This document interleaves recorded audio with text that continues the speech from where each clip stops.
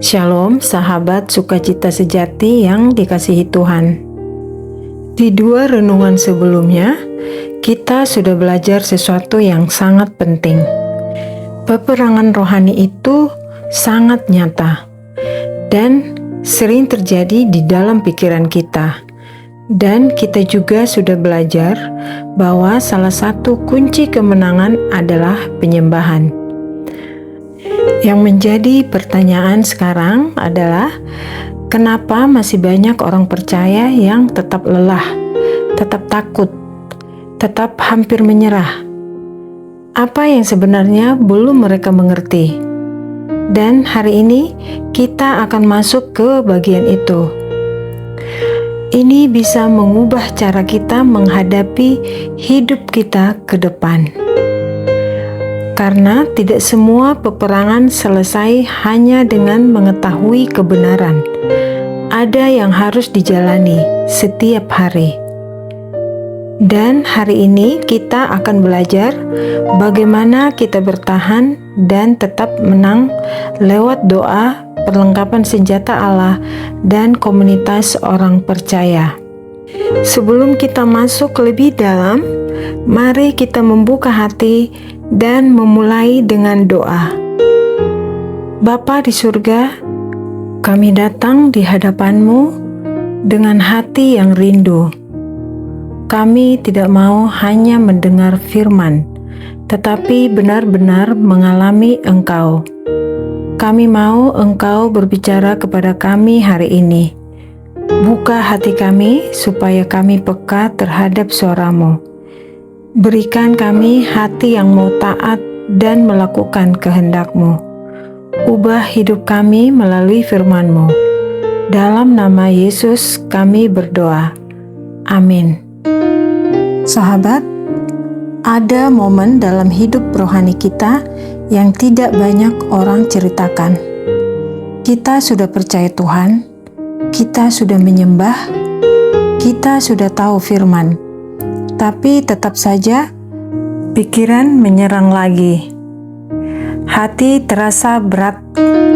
Iman seperti naik turun lagi. Kalau ada di antara kita yang pernah mengalami seperti itu, dengar baik-baik. Itu bukan berarti kita kalah. Tapi itu berarti kita sedang ada di medan perang. Sekarang kita mulai dari yang paling dasar, yaitu doa. Doa bukan rutinitas. Doa itu hubungan. Dan ini penting banget. Mazmur 86 ayat 6 dan 7. Pasanglah telinga kepada doaku, ya Tuhan, dan perhatikanlah suara permohonanku. Pada hari kesesakanku, aku berseru kepadamu, sebab Engkau menjawab aku.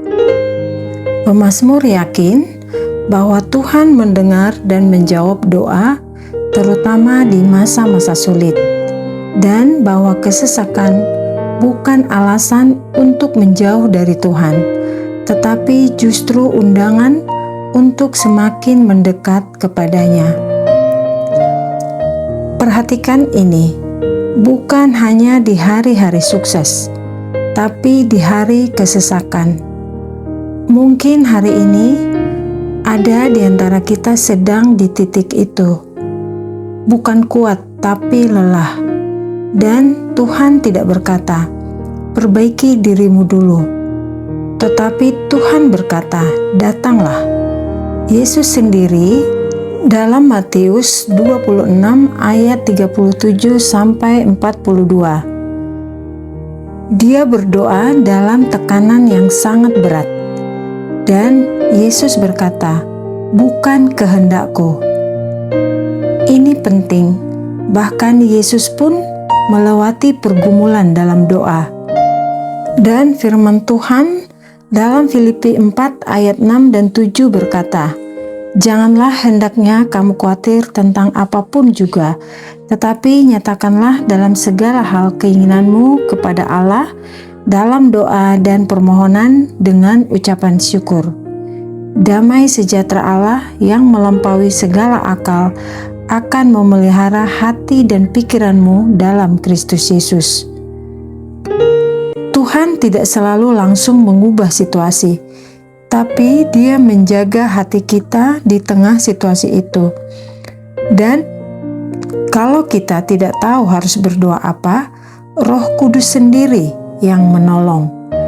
Dalam Efesus 6 ayat 11-18 berkata, "Kenakanlah seluruh perlengkapan senjata Allah, seluruhnya bukan sebagian." Kenapa ini penting? Karena peperangan ini bukan melawan manusia. Dan Tuhan sudah menyiapkan bagi kita kebenaran sebagai identitas. Kebenaran yang menjaga hati. Damai sejahtera yang menegakkan kita untuk tetap berdiri. Iman untuk melawan setiap keraguan. Keselamatan yang menjaga pikiran kita. Dan firman Tuhan sebagai pedang roh. Banyak peperangan tidak dimulai dari luar, tapi dari dalam, di pikiran. Karena kalau pikiran sudah dikuasai ketakutan, hidup akan ikut runtuh. Pelan-pelan, tidak langsung, tapi pasti. Makanya Paulus berkata, tawan setiap pikiran. Setiap pikiran itu harus dibawa tunduk kepada Kristus. Karena ketika Kristus memegang pikiran kita, disitulah kita mulai mengerti satu hal, bahwa kemenangan kita sudah dipastikan, bukan karena keadaan berubah, tetapi karena Tuhan yang tidak pernah berubah. Mazmur berkata bahwa Tuhan adalah pembela umatnya. Dia tidak diam, Dia tidak tinggal jauh, Dia bertindak. Dan Yesus sendiri berkata, "Di dunia kamu akan mengalami penderitaan. Tetapi dengar ini baik-baik. Kuatkan hatimu. Aku telah mengalahkan dunia." Ini bukan janji bahwa hidup kita akan bebas dari masalah. Tetapi ini janji bahwa kita tidak akan kalah di dalamnya. Karena di dalam Kristus, kemenangan itu sudah pasti. Dan bagian yang sering dilupakan adalah Tuhan tidak pernah merancang kita untuk sendirian. Ada saatnya kita tidak kuat berdoa sendiri. Ada saatnya kita tidak kuat berdiri sendiri. Dan di saat itu, Tuhan pakai orang lain untuk menguatkan kita, untuk menopang, untuk mengingatkan kita kalau kita tidak sendirian. Karena itu, tetaplah ingat ini. Tetaplah berdoa, tetaplah memakai perlengkapan senjata Allah. Tetaplah menjaga pikiran. Tetaplah berjalan bersama orang-orang percaya. Karena kemenangan kita bukan berasal dari kekuatan kita, bukan juga dari kemampuan kita, tetapi dari Kristus. Dan di dalam Dia bukan hanya kita menang, kita lebih dari pemenang. Dan karena kebenaran ini, kita boleh berdiri dengan penuh keyakinan hari ini, bukan dengan kekuatan kita sendiri, tetapi dengan apa yang Kristus sudah kerjakan. Mari kita berdoa. Tuhan Yesus, kami datang kepadamu di akhir renungan ini. Untuk setiap orang yang sedang lelah hari ini, yang pikirannya penuh tekanan, yang hatinya mulai goyah, yang hampir menyerah, jamah mereka sekarang ya Tuhan. Tenangkan pikiran yang kacau, pulihkan hati yang terluka, dan kuatkan iman yang mulai lemah. Tuhan, ingatkan kami sekali lagi hari ini bahwa kami tidak berjuang sendirian. Engkau ada bersama kami. Engkau tidak pernah meninggalkan kami, dan Engkau sudah menang, bahkan sebelum kami mulai bertarung. Kami percaya itu Tuhan. Kami pegang kebenaran itu hari ini. Di dalam nama Tuhan Yesus Kristus, kami berdoa. Amin. Sahabat Sukacita Sejati, terima kasih sudah mendengar renungan ini sampai selesai.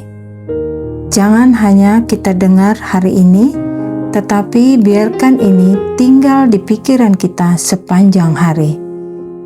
Ketika kita lemah, ingat bahwa kita lebih dari pemenang di dalam Kristus. Ketika kita ragu, ingat bahwa Tuhan sudah menyediakan perlengkapannya untuk kita. Dan ketika kita jatuh, ingat bahwa kita tidak berjalan sendirian, karena kemenangan kita sudah dipastikan di dalam Kristus. Hari ini mari kita ambil langkah sederhana, tetap berdoa, tetap pegang firman, dan tetap berjalan bersama Tuhan.